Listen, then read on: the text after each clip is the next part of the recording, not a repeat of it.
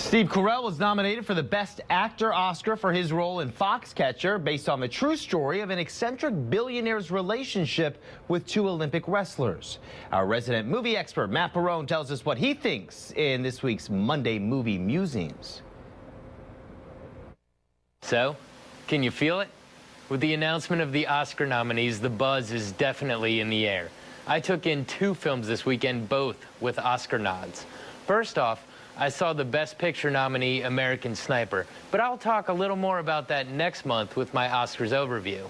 This week, I'm here to give you my take on Steve Carell's role in the new biographical drama, Foxcatcher. Our movie begins in the mid-1980s. The Olympic champion wrestling brother team of Mark and David Schultz are fresh from the 1984 Olympic Games in Los Angeles, where a gold medal was won. We see them training together, but the movie seems to focus on Mark, played by Channing Tatum. We see him training for a hopeful return trip to the 1988 Seoul, Korea Games, and right off can tell that something is just not right with him. He receives a phone call and is flown up to meet with John DuPont, wealthy heir to the DuPont fortune, played by Steve Carell. DuPont expresses his interest in having him come train at his new state-of-the-art facility and putting together a championship team. Mark accepts the offer, but David rejects it, hoping for a life of stability for his family. As the movie progresses, we see Mark training and reaching the pinnacle of his career. All the while, though, DuPont is there, and as creepy as his persona is, Mark bonds with him. The two become codependent on each other, trading between a friendship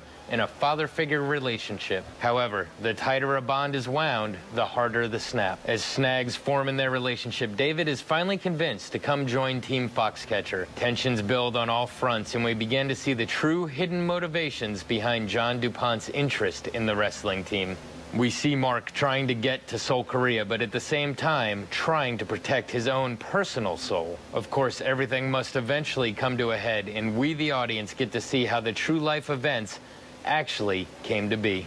I remember when the actions depicted in this film actually took place, so the ending to the movie was in no way a surprise to me. But it was interesting to see it from an inside, personal point of view, rather than just watching the news coverage surrounding it.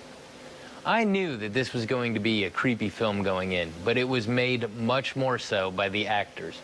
Channing Tatum continues to amaze, and he always manages to take that part of me that says there's no way he can pull off this role and shut it up immediately. And then there's Steve Carell. We've all seen him go from comedic to serious before, but the way that he metamorphosized into John DuPont was truly a sight to behold, and you will never look at him the same again. If you don't know the backstory, then you will be amazed that these actions actually transpired. Even if you do know the backstory, the film is worth seeing just for the actors' performances. This has been your Monday Movie Musing. Eric, back to you. All right, thank you, Matt. Up next, meteorologist Jonathan Kennedy has one last look at your 7-day forecast. Stay with us for more ABC Columbia News at 12:30.